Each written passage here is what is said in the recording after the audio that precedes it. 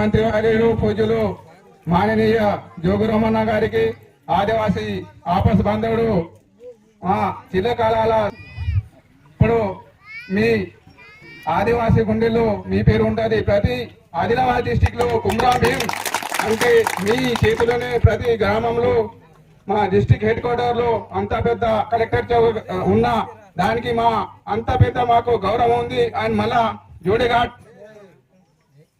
మా అంత అడవి ప్రాంతంలో కూడా జోడిఘాట్ లో రాష్ట్ర మాజీ ముఖ్యమంత్రి వారు చెల్వగుంట చంద్రశేఖర్ రావు గారు వచ్చిందంటే మాకు ఎంతో గౌరవంగా ఉంది.